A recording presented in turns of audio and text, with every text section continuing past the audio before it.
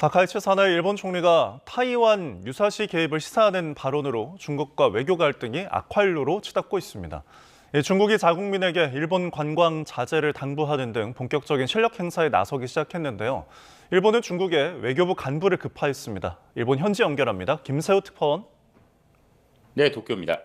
네, 일본이 오늘 일본 외무성 간부를 급파했는데 배경은 뭔가요? 네, 다카이치 총리가 지난 7일 국회에서 타이완 유사시 자위대가 개입할 수 있음을 시사한 발언에 중국이 반발 수위를 연일 높이고 있습니다. 중국 외교부와 주 일본 중국 대사관은 지난 14일 자국민에게 일본 여행을 삼갈 것을 권고했습니다.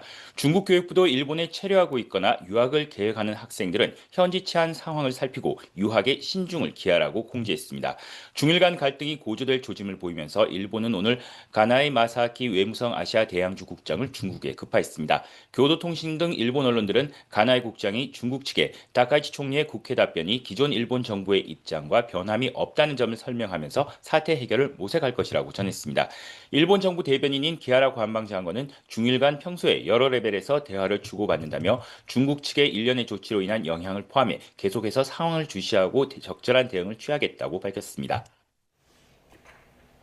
네, 하지만 중국 측의 반발이 워낙 거센 상황이라 갈등 국면이 쉽게 가라앉기 힘들다는 전망이 우세한 거죠. 네, 그렇습니다. 중국 측은 연일 다카이치 총리의 타이완 유사시 개입 관련 발언을 철회할 것을 거듭 촉구하고 있습니다. 일본 국회에서도 야당을 중심으로 자칫 일본이 전쟁에 휘말릴 위험이 있다며 해당 발언을 취소할 것을 요구하는 목소리가 잇따랐습니다. 하지만 다카이치 총리는 기존 일본 정부의 입장과 다름이 없다며 취소할 뜻이 없음을 분명히 하고 있습니다. 다카이치 총리는 취임 한 달을 앞두고 실시한 여론조사에서 69%의 지지율을 보이며 지지율 고공행진을 이어가고 있습니다.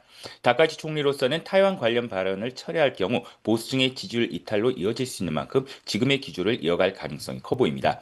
일본 언론은 중국이 일본의 무비자 조치 연장과 일본산 수산물 수입 재개 조치를 했음에도 다카이치 총리의 타이완 유사시 개입 발언으로 중국이 시진핑 주석의 체면이 손상됐다는 판단을 했을 수 있다고 보고 있습니다.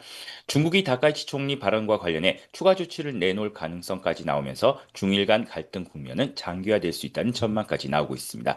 지금까지 도쿄에서 YTN 김세호입니다.